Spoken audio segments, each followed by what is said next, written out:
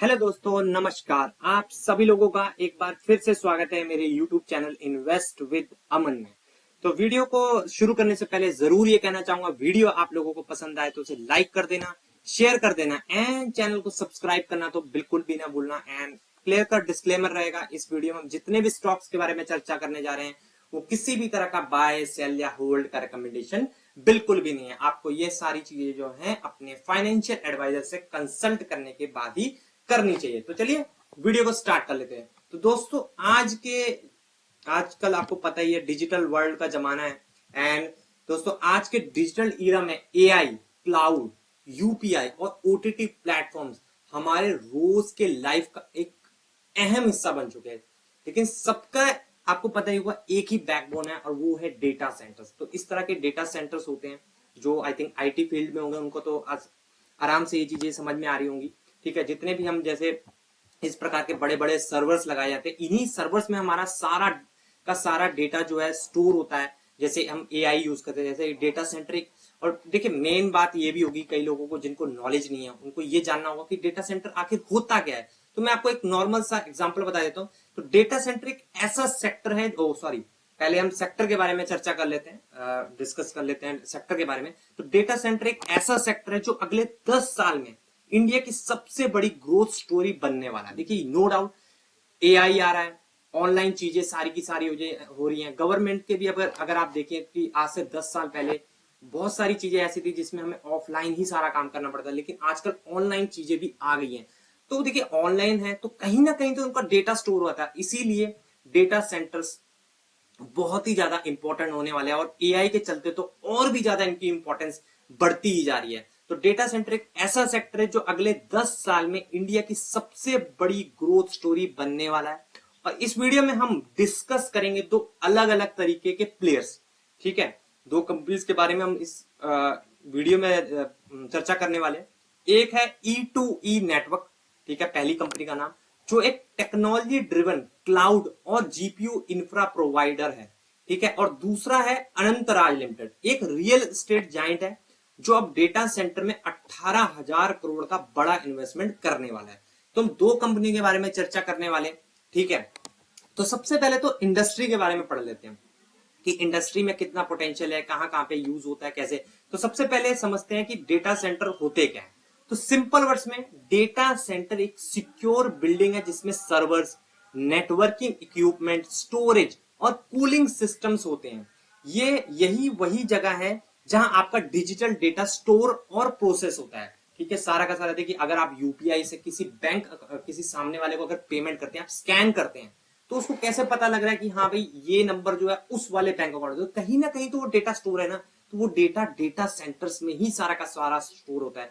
तो जब आप नेटफ्लिक्स देखते हो, पेटीएम या फोन पे पेमेंट करते हो या चैट जीपीटी यूज करते हो, तो उसका सारा डेटा एक डेटा सेंटर के थ्रू ही आता है। जैसा कि मैंने यहाँ पे बताया, एआई भी डेटा सेंटर का यूज करता है, यूपीआई भी, क्लाउड, आप क्लाउड कंप्यूटिंग में देख सकते हैं, storage, service, public cloud, hybrid cloud, private cloud, ये सारी की सारी चीजें होती हैं। और जितने भी हमारे ये वेबसाइट चलती हैं, प्राइम वीडियो हो गया, नेटफ्लिक्स हो गया, हम तो देख रहे हैं ऑनलाइन, कहीं ना कहीं तो वो फिल्म या मूवी या कुछ भी हम जो देख रहे हैं वो कहीं ना कहीं तो स्टोर होगी ना। हम तो सिर्फ उसको ऑनलाइन वॉच कर रहे हैं।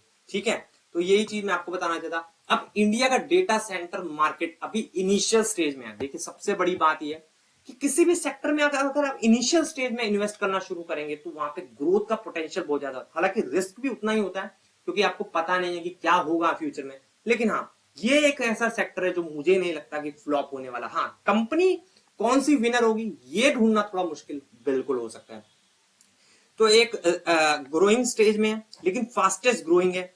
2025 से 2030 के बीच में ये सेक्टर लगभग 20% सीएजीआर से ग्रो करेगा। सेक्टर ही पूरा का पूरा सीएजीआर से 20%, यानी कि अगर आप थकेली से थकेली कंपनी भी, अगर किसी थकेली से थकेली कंपनी को भी चुनना चाहते तो उसका ग्रोथ भी एटलीस्ट 20% तो होना ही चाहिए। और अगर इससे कम अगर वो कंपनी ग्रो कर रही है तो वहां पे थोड़ा सा कंसर्न जरूर है, क्योंकि अगर आपकी इंडस्ट्री 20% से ग्रो कर रही है तो आपकी कंपनी को भी एटलीस्ट उसके आसपास तो ग्रो करना ही चाहिए। ठीक है, करंट कैपेसिटी की बात करें तो 1000 मेगावाट है और 2030 तक 3000 मेगावाट तक पहुंचाने का टारगेट है।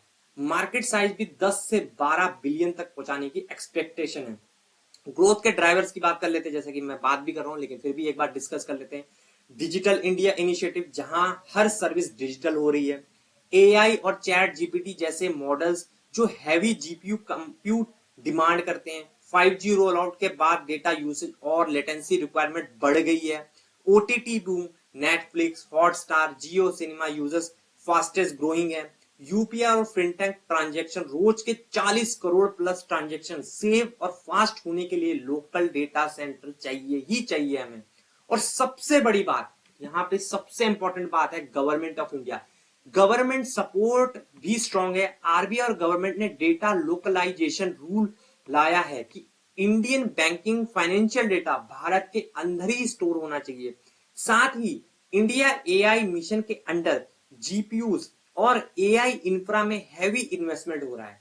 स्टेट्स जैसे यूपी, तमिलनाडु और आंध्र प्रदेश ने अपनी अपनी डेटा सेंटर पॉलिसीज लाई हैं, चीप पावर, टैक्स इंसेंटिव्स और लैंड एलोकेशन के साथ। मतलब डिमांड गारंटीड है। सवाल यह है कि कौन से स्टॉक्स इस ग्रोथ का सबसे ज्यादा फायदा उठाने वाले हैं। ठीक है, तो पहली कंपनी के बारे में हम डिस्कस कर लेते हैं जिसका नाम है E2E नेटवर्क। तो इसकी आप देख ही सकते हैं, स्टॉक का प्राइस वगैरह को आपको अभी देखना नहीं चाहिए, क्योंकि देखिए ये इंडस्ट्री अभी इनिशियल स्टेज में है। तो अगर आप स्टॉक के प्राइसेस वगैरह पे, वैसे भी स्टॉक का प्राइस तो कभी भी हमें देखना ही नहीं चाहिए, हमें कंपनी का बिजनेस मॉडल पूरा का पूरा यहाँ पे देखना चाहिए। तो की पॉइंट्स वगैरह भी आप यहाँ पे पढ़ सकते हैं। ठीक है, तो चलिए शुरू कर लेते हैं पहली कंपनी से, E2E नेटवर्क। ये एक listed Indian cloud computing company है जो GPU based cloud infra provide करती है। मतलब एआई और मशीन लर्निंग वर्कलोड्स के लिए स्पेशलाइज सर्वर्स आपको एनवीडिया के H100, A100 जैसे जीपीयू यहीं के प्लेटफॉर्म पर मिल जाते हैं डायरेक्टली क्लाउड के थ्रू। ठीक है, आप ये चीजें यहाँ पे भी पढ़ सकते हैं।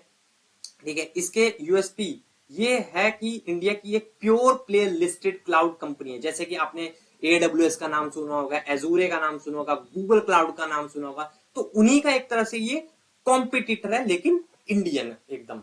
ठीक है, तो रीसेंट हाईलाइट की बात करें तो लार्सन एंड टूब्रो ने 21% का जो स्टेक है E2E नेटवर्क में बाय किया है। मतलब एक स्ट्रॉन्ग इंडस्ट्रियल बैकिंग है। मेरिट वाई के इंडिया एआई मिशन में E2E ने 177 करोड़ का ऑर्डर जीता है जीपीयू रिसोर्सेज सप्लाई करने के लिए। ठीक है, तो इस चीज को भी आप यहाँ पे एक सेकंड, यहाँ पे आई थिंक नीचे हमें मिल जाएगा ये चीज। यस, 1 सेकंड, हाँ ये देखिए, ये वाला की बात कर रहे हैं, the banking receiving order contract GPS की यहाँ पे बात करें। हम इसको खोल के भी ओपन कर ही लेते हैं एक बार। तो आप यहाँ पे देख ही सकते हैं, अभी हाल फिलहाल में ही इन्होंने H100, H200 सप्लाई के लिए जी नैनी एआई, इसकी तरफ इनको 177 करोड़ रुपए का ऑर्डर मिला है इंडिया एआई मिशन की तरफ से, यानी कि गवर्नमेंट की तरफ से ही एक तरह से इनको ये ऑर्डर मिला है। तो गवर्नमेंट की तरफ से भी अगर टेक्नोलॉजी के लिए ऑर्डर मिला है तो वो एक अच्छी बात है। उसके बाद यहाँ पे बताया गया था कि L&T ने यहाँ पे बड़ी हिस्सेदारी खरीदी है। ठीक है, तो लार्सन एंड टूब्रो की बात करें तो अभी 18-19% के, लेकिन डेटा के मुताबिक अभी हाल ही फिलहाल में उन्होंने दोबारा से बाइंग करी है और इस 19% के डेटा को भी लगभग वो 21% के स्टेक तक ले गए हैं। तो एक स्ट्रॉन्ग बैकिंग भी है, यानी कि बड़ा लार्सन एंड टूब्रो तो सभी जानते हैं कि कितना बड़ा हाथी है इंफ्रास्ट्रक्चर में, और वो भी ऐसी कंपनी, एक ऐसी छोटी कंपनी में इन्वेस्टमेंट कर रही है, यानी कि कोई ना कोई तो इसमें खास बात जरूर होगी। देखिए, स्टडी आपको जरूर खुद से करना ही चाहिए, लेकिन फिर भी एक पॉजिटिव चीज ले सकते हैं। स्ट्रेंथ क्या है E2E की, तो वो भी आप चीजें यहाँ पे पढ़ सकते हो पूरा का पूरा। तो एआई प्लस जीपीयू क्लाउड एक फास्ट ग्रोइंग नीश है। एसेट लाइट बिजनेस मॉडल है इनका। फिजिकल लैंड और इंफ्रा की हैवी कॉस्ट नहीं है जैसे इंफ्रा डेवलपर्स के पास होती है। इंडिया में एक अफोर्डेबल ऑल्टरनेटिव है ग्लोबल हाइपर स्केलर के अगेंस्ट, जैसे कि AWS, एजूरे वगैरह। लेकिन रिस्क भी है। रिस्क की बात वही, AWS, एजूरे, गूगल क्लाउड जैसे जाइंट्स के अगेंस्ट कंपीट करना इजी नहीं है। कंपनी का स्केल अभी छोटा है। ग्लोबल लेवल तक एक्सपांड करने के लिए हैवी कैपिटल और पार्टनरशिप की जरूरत होगी, और आई थिंक शायद इसीलिए L&T के साथ उन्होंने कोई पार्टनरशिप भी करी होगी। ओवरऑल E2 एक tech driven asset light growth story है जो कि एआई और क्लाउड डिमांड के साथ साथ डायरेक्टली लिंक्ड है। ठीक है, बाकी चीजें भी आप पढ़ सकते हैं। 6,000 करोड़ की कंपनी है। ठीक है, अगर रीसेंट परफॉर्मेंस भी देखें नंबर्स का 2-3 साल का, तो आप देख सकते हैं 6, 10, 22, 47, तो छोटे छोटे ही प्रॉफिट्स हैं अभी कंपनी, क्योंकि अभी इनिशियल स्टेज में ही है। शेयर होल्डिंग पैटर्न भी देखें, ईयरली बेसिस पे 40%, प्रमोटर्स एफआईएस के पास 3%, डीआईएस के पास कुछ 3-3.5%, लेकिन पब्लिक में आपको 52% जो जरूर दिख रहा होगा, लेकिन इसमें बड़ा हिस्सा लगभग 21% एलएनटी के पास है, जो कि पॉजिटिव चीज है। और इन्हीं के एक मैंने यहाँ पे प्रेजेंटेशन ओपन करके रखी है। यहाँ पे इन्होंने भी देखिए बता के रखा हुआ है कि ग्लोबल एआई अपॉर्चुनिटी का साइज कितना है। 2024 में था 621 बिलियन डॉलर, जो कि 2032 यानी कि अगले 8 साल में 2.7 ट्रिलियन डॉलर तक ये पहुंच जाएगा। और यहाँ पे अगर आप एक और चीज देखें तो affect to lead AI opportunities की बात करें, देखिए अगर एकदम एग्रेसिवली एआई जो है आगे बढ़ता है तो वहां पे 45% CAGR से ये जो है इंडस्ट्री बढ़ सकती है। अगर मॉडरेट की बात करें तो 35%, एंड कंजर्वेटिव जो कि हमने डिस्कस किया है कि मिनिमम 20% के आसपास तो ये इंडस्ट्री चलने ही वाली है। उसके बाद आप देख सकते हैं strong government support, India AI mission 1.25 billion, 5G, south Korea, सब ये वहां पे बड़े बड़े देशों के नाम बताए हैं जो बहुत एग्रेसिवली जो है इन पे काम कर रहे हैं। तो ये तो थी हमारी पहली कंपनी E2E नेटवर्क। आपको इसको डिटेल में और भी पढ़ना चाहिए, इसके फाइनेंशियल्स वगैरह पूरा अच्छे से स्टडी करना चाहिए। ठीक है, यहाँ पे जितनी चीजें हम कवर कर सकते थे हम कवर कर सकते हैं। रिजर्व भी देखिए, यहाँ पे 2024 तक ओनली 56 करोड़ के थे, लेकिन वो एकदम से बढ़कर 1573 करोड़ के पहुंच गए हैं, जो कि बहुत ही अच्छी बात है। शेयर होल्डिंग पैटर्न देखा, उसमें कैश फ्रॉम ऑपरेटिंग इनकम भी देखें तो पिछले 4-5 सालों से ही cash from operating income positive में, जो कि पॉजिटिव होना बहुत ही अच्छी बात होती है। फाइनेंस लिया है इस कंपनी ने, क्योंकि छोटी कंपनी है तो ऑब्वियस सी बात है फाइनेंस लेना ही पड़ता है। ठीक है, तो चलिए ये तो थी हमारी पहली कंपनी। दूसरी कंपनी के ऊपर सीधा जंप कर लेते हैं। दूसरी कंपनी का नाम है अनंत राज लिमिटेड। तो इस कंपनी के बारे में पढ़ लेते हैं, तो अब चलते हैं। ठीक है, तो ये ट्रेडिशनली एक रियल स्टेट प्लेयर है, आप यहाँ पे पढ़ भी सकते हैं चीजें। ये एक रियल स्टेट प्लेयर है और इंफ्रा डेवलपमेंट कंपनी है, लेकिन अब इन्होंने डाइवर्सिफाई करके एक एग्रेसिव प्लान बनाया है डेटा सेंटर बिजनेस में एंट्री करने का। कंपनी का प्लान है कि यहाँ पे मैं बता देता हूं, इसको हम ओपन कर लेते हैं। तो कंपनी का प्लान है कि वो 2032 तक 18,000 करोड़ इन्वेस्ट करेंगे और लगभग 307 मेगावाट आईटी लोड बिल्ड करेंगे। अभी के लिए उनके पास मानेसर और पंचकुला, यहाँ पे आई थिंक दिखेगा आपको, यहाँ पे शायद ये डेटा यहाँ पे दिख नहीं रहा है, एक सेकेंड। शो क्लाउड के बारे में बताया गया इनकी, एक सेकेंड, वेबसाइट, हाँ यहाँ पे आप देख सकते हैं डेटा सेंटर,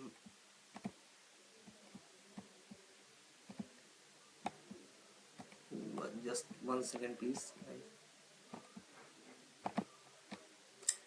ठीक है, हाँ यही चीज यहाँ पे ये बता रहे हैं। ठीक है, तो अभी के लिए उनके पास मानेसर, पंचकुला कैंपस में डेटा सेंटर्स अंडर कंस्ट्रक्शन है। नियर टर्म में 28 मेगावाट आईटी लोड लॉन्च होने वाला है और FY27 तक उनका टारगेट है कि 1200 करोड़ का रेवेन्यू सिर्फ डेटा सेंटर और क्लाउड सर्विसेज बिजनेस से आएगा। 1200 करोड़ का रेवेन्यू की वो यहाँ पे बात कर रहे हैं। अभी की बात करें तो अभी का रेवेन्यू आप देख सकते हैं 592 करोड़ का है, लेकिन यहाँ पे सिर्फ रियल स्टेट जो कि इनका मेन धंधा है, जो ये पुराने टाइम से करते आ रहे हैं, लेकिन ये बात कर रहे हैं कि यहाँ पे डेटा सेंटर से ही इनको 1200 करोड़ तक का रेवेन्यू FY27 तक आने की उम्मीद है। स्ट्रेंथ क्या है? ठीक है, सबसे बड़ी स्ट्रेंथ तो इनके पास यही है कि इनके पास लैंड है, क्योंकि ये एक रियल स्टेट कंपनी है। इनके पास अपना लार्ज लैंड बैंक है जो डेटा सेंटर कैंपसेस के लिए रेडी है। रियल स्टेट और इंफ्रा डेवलपमेंट में इनका स्ट्रॉन्ग एक्सपीरियंस है। Large scale road map, long term में इंडिया के biggest domestic data centre player बनने की कैपेसिटी है। रिस्क भी है, ऑब्वियस सी बात है, जमीन वगैरह इतना आसान नहीं होती है, बहुत महंगी महंगी आती है। ये एक हाई कैपेक्स बिजनेस है जिसमें हैवी इन्वेस्टमेंट चाहिए और डेट का लोड भी बढ़ सकता है। एग्जीक्यूशन रिस्क हमेशा रहेगा, अगर प्रोजेक्ट डिले हो गए तो रिटर्न्स पुश हो सकते हैं।